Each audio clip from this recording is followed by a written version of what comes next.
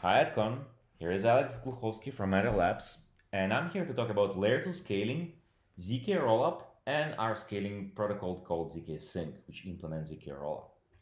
So why scaling? It's obvious to all of you that the Ethereum prices or gas prices are getting outrageous.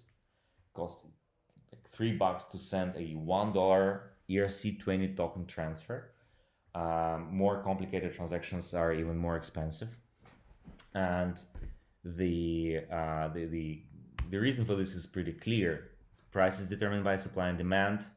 Ethereum is in high demand with the transaction space limited by block gas limit, and we see that it's getting consistently used, and projected usage is probably going to be even higher when more people, potentially millions of people, are going to jump onto blockchain and become users. And the problem is actually very old. It was previewed by Satoshi back 10 years ago. And it's been really hard to solve. Like, we had 10 years of research, which led us here where we still cannot properly solve layer 1 scaling. Why is that? Why is it so hard to scale blockchain? The reason, in my opinion, is that the value proposition of layer 1s is resilience. That's the most important thing for blockchains, for decentralized blockchains. Ask guys from Libra and Telegram why they didn't launch. They could not defend their projects. They had technology, they had the users, but they could not just push through because they were not resilient enough. The reason, or the way Ethereum and Bitcoin reach resilience is decentralization. We have thousands of full nodes verifying the blockchain. All of these nodes are equal. There is no single point of failure. So it's really hard to control all of them because they are spread all across the world with different jurisdictions, different countries. You cannot just impose one rule on all of them. This is very valuable, but this has a consequence. If you want to have network consisting of heterogeneous nodes with like all being equals and peers, it means that you cannot trust anybody because they can be malicious. Anybody can join such a network. So you have to rely on the principle of don't trust, verify. You have to actually execute every single transaction in every single layer 1 node to keep the system secure. Which brings us to the definition of scalability. Simply increasing throughput by extensively raising the bar higher, let's say by increasing the Ethereum block gas limit, would not increase scalability because it would also increase the requirements on the full nodes. And so less people can run them, and the network will become less decentralized and less resilient. So you want to improve throughput without increasing the load of an average node, and this is what we call scalability. It turns out there are two ways to do this. You either verify not every single transaction but less. So maybe you split your accounts in different shards and you only verify like everything with what happens in your shard. And this is the approach layer 1s themselves are taking with ETH2, Near, and other blockchains who are doing multi-sharding technology. Or you do something sophisticated and you execute or you verify a larger amount of transactions spending the same amount of computational resources. So for the second way, the compression, we have something like zero knowledge technology, which is very recent and only became mature in the last year. Sharding is more popular. It actually, the layer 2 world started with sharding approaches such as payment channels, which is an ultimate sharding solution where you have a payment channel between two parties, and these two parties only need to monitor the state of their channel on layer 1. They can transact, nobody else cares about their transactions. They can update the channel state off chain many times, but it's not very convenient because you don't want to transact with one single person. You want to send money to like arbitrary recipients. So then they evolved into payment networks such as Lightning. But that brought additional problems because you needed capital requirements, like you needed to lock a lot of capital in this network to be able to route transactions from arbitrary user to arbitrary user. And you had to undergo security risks for running these Lightning nodes because you have your keys on hot wallets and online machines, which can be easily stolen. So it evolved further into things like side chains, where you sacrifice some of the security because you still verify less transactions by the fact that like you delegate verification to a small number of validators who have some kind of stake. But of course, it has like very limited applications. So then things like Plasma emerged, where anybody could challenge those validators or one single validator. And it further evolved into an optimistic rollup, which we will cover a bit later. But there's actually we created a framework to evaluate all the solutions, and I'm going to post a link under this video, a framework of questions where you can just go and check, look at various layer 2 solutions from various angles. But you will see that the nastiest problem in all of them is data availability. So if we look at all the solutions, most of them keep the data off-chain, and this leads to problems. Except for layer 1. This is a bit incorrect. Like layer 1 is, of course, everything is on-chain, but layer 2 solutions, all the red ones have it on layer 2, have it off-chain completely. So it is always possible to withhold the data, and then you have to react to the situation, and you need to build very complex game theoretical and technological things around that, and you have the mass exit problem in Plasma and so on. But you have two technologies, optimistic rollup and ZK rollup, so we can call it just rollup technology, which puts all of the data on chain and solves most of these problems. So with rollups, you actually reach levels of security very, very comparable to the mainnet, and also levels of usability. It comes at a cost. The cost is that your scalability boost is capped at around 100x compared to mainnet. So we cannot exceed that. We still need to put some data on chain. But on the other hand, rollups are capable of reaching up to 3,000 transactions per second. And the cost, if we take the current Ethereum transactions at like a couple of dollars, divided by 100, you will get a couple of cents. It's probably okay. So like if your application, if your protocol is okay with like 10 cents up to $1 fees for transaction, you probably don't need anything else. You're probably best served by rollups. So I really recommend looking into them. It's interesting to compare optimistic and ZK rollup. They are very similar. They are both commit chains. They keep only the fingerprint, cryptographic fingerprint of the state in the contract on the mainnet. And they have blocks. These blocks change the state and record in the new cryptographic fingerprint of the new state in the same contract. They are different in the ways they secure the validity of state transitions. With optimistic rollup, the operator is allowed to make any state transition they want, but anybody who sees a problem with this state transition can challenge them. So you have some period of time where you can submit a fraud proof and revert all the changes from the last valid checkpoint. With the ZK rollup, it's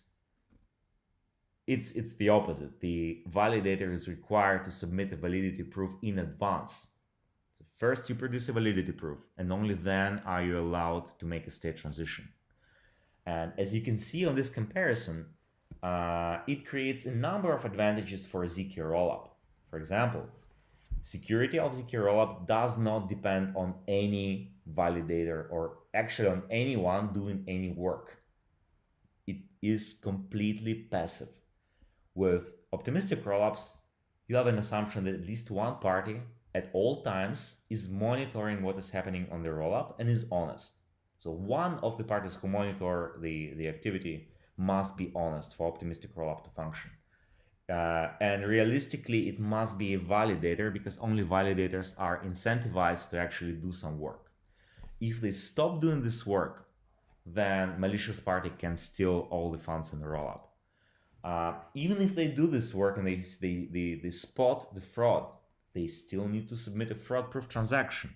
And if they fail to do this, or if the transaction fails to mine because the network is congested, or because there is some failure in sending nodes and they run out of ether, or maybe because miners are colluding or being bribed, then all of the funds in the rollup can be lost. With ZK rollup, you don't have this problem. If you don't have, like, if your validity proof fails for some reason, you just keep trying until you generate a proper one. And during that time, the funds are safe. If nobody generates state transitions, people can always exit through layer 1. Further, this aspect of fraud proofs makes the usability of ZK rollups much more delightful in terms of normal exits, because in optimistic rollup, you need this long period of time for everybody to be able to spot the fraud and to submit the challenge. With ZK rollups, as soon as you have the zero knowledge proof of validity, which takes minutes, you can immediately exit. With optimistic rollups, it's considered secure at around 1 week at least. Finally, because in ZK rollup we use zero knowledge proofs, and they have this nice zero knowledge aspect that you don't need to disclose everything for proving validity, we can implement privacy naturally, easily, and cheaply. Whereas in optimistic rollup, the privacy is going to be at least 1,000 times more expensive. So both ZK rollups and optimistic rollups are in development. ZK rollups are live with ZKsync and loopring. You can try them on mainnet. They are fully functional. So as you can see, there are lots of advantages to ZK rollup, except for one. Optimistic rollups are theoretically easier to construct in such a way that allows portability of existing Solidity code or existing EVM bytecode. With ZK rollup, you would need to, if you want to deploy smart contracts, you need to rewrite them or adjust them from the code which currently exists, which takes some work. It's not a part of protocol, but it's something which you need to take into consideration. So if you just want to do transfers, ZK rollups are available today. If you want to do smart contracts, you will have to do some slight changes. So we actually have another article which dives deeper into this comparison of ZK rollup versus optimistic rollup. I'm going to put a link to this under the video as well. Okay, so let's talk about ZKsync, our ZK rollup protocol implementation. Here is a slide from our Reddit great scaling bake-off submission. We were one of the something like 20 projects who made submissions, and I think one of a very few who actually fulfilled 100% of Reddit requirements. We can handle up to 3,000 transactions per second on today's Ethereum mainnet. It's not yet implemented. Right now, the tested facility was 800 transactions per second, but it will take us short time to make small minor optimizations in the block aggregation to get to 3,000. It has security comparable to mainnet. Operators can never do anything wrong with user funds, not freeze them, not steal them, not corrupt them in any way, not confiscate, nothing. It's going to be decentralized. We're going to have a consensus among multiple validators, which is going to be governed by token holders in ZKsync, and it's built around user centricity. It's very we put a lot of effort into building ZKsync as a very usable application or a usable protocol. Right now, what you can do with ZKsync is Ether and ERC20 token transfers. And we support meta transaction. We natively support multisig. You can send Ether to any Ethereum address, even if it's a smart contract or some account which you never interacted before with. And you can also interact with smart contracts. So smart contracts with some funds in the ZKsync can have some interactions with them. They can set multisig, like they can appoint custodians, or they can force withdraw funds and so on. So you can build some interesting complex interactions around that. And ZKsync version 2.0 will support smart contracts with a programming framework called Zinc, which we're currently developing, which you can also already try and start building programs. You do not need to know anything about zero knowledge proofs, math, any complex things. You just have to observe a few simple rules how you write these programs, but they are essentially the same as you would write them in Solidity. So you define your state, you define your public, private functions, and you're good to go. If you know Solidity, you can learn Zinc in essentially one day. If you know Rust, it's going to be very familiar as well. So we took the best elements from Rust and Solidity and combined them together. That's it. You can follow us on Twitter. You can go to zksync.io and try out ZKsync on mainnet or testnet. And now I'm going to show you how it actually works. So I'm going to go to my wallet, and I can connect any Web3 enabled wallet like MetaMask. So I'm going to click on MetaMask, sign a message here to log in. I'm in my account. I got some balances here. I can deposit some more. Let's go and make a deposit of some Ether. 0.1 deposit. I'm gonna confirm it. It's in transactional layer 1. We can follow it on Rinkeby. It's pending, so we're not gonna wait. We're just gonna go and make a transfer in ZKsync with existing balances. So for a transfer, I'm gonna go to a different browser, open MetaMask, create a brand new account. I'm going to call it account 4, click create, copy the address of this account. It has no Ethereum history, no history on ZKsync.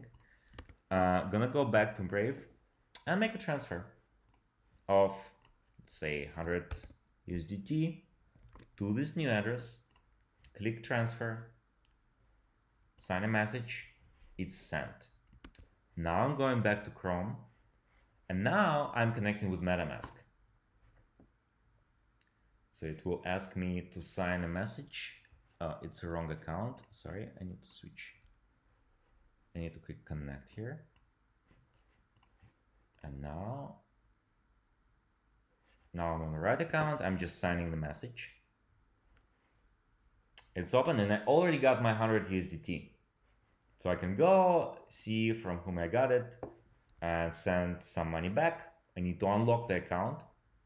That is to say, I need to set my private key for ZKsync network, which is going to be used for zero knowledge proofs. So I'm just signing a message, and it's instantly confirmed. And I can send some tokens back. Clicking transfer, send. So it's immediately out. If I go back to Brave, I will see this incoming transaction here. All the transactions with a single check mark are pending. That means they will be, they are instantly confirmed, but they are not yet finalized. Transaction is final as soon as you see this double check mark. That means that we generated a zero knowledge proof, submitted it to Ethereum, to the smart contract of ZKsync, and it's verified. And once you have this double check mark, this transaction or this balance is enjoying the same security properties as mainnet. So you can withdraw it no matter what, even if you go offline for a year and come back. Yeah, so that's it. Thank you very much.